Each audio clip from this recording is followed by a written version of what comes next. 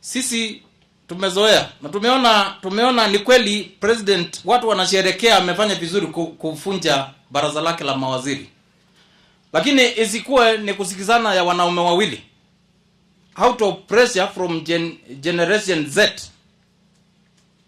ndio ikuwe sasa wengine watupo nje, ndio maybe ODM ipate nafasi. Kupata nafasi ni sawa, lakini sisi kama wanaazimio tumekwama na Raila Odinga for a long time. Sisi tukasukumana yeye, tunasukumana, tunaenda kuanguka na yeye. Akisonga mbele tunasonga na yeye. Hata wakati huu anataka kwenda African Union Commission kama mwenyekiti, tuko na yeye. Asitusaliti wakati huu, tunamhitaji.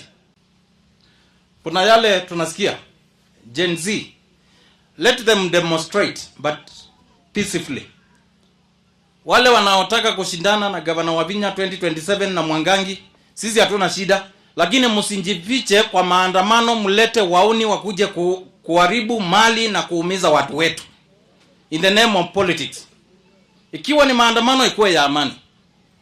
Lakini hii maneno mengine wakora wanaletwa usiku kwa sababu unataka kuonyesha hii administration ni mbaya.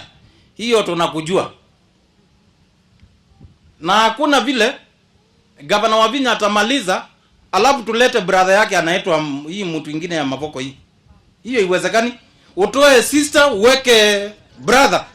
Hapana, tuachane na hiyo mchezo. Hiyo aache. Aende juu, aende chini, aende pembe, hiyo hatutaki hiyo. Kwanza hata Mungu amemsaidia, yeye ni mjumbe na yule mwingine ni gavana. Watu wa Machakos tupewe heshima. Aache kuleta na aache kusumbua mama. Aache mama. Sasa wanaume tumekuwa kwa hii kiti. Si mama ndiye amepata. Sasa anasumbulia mama kwa nini? Si achane na yeye. Si achane na yeye jameni.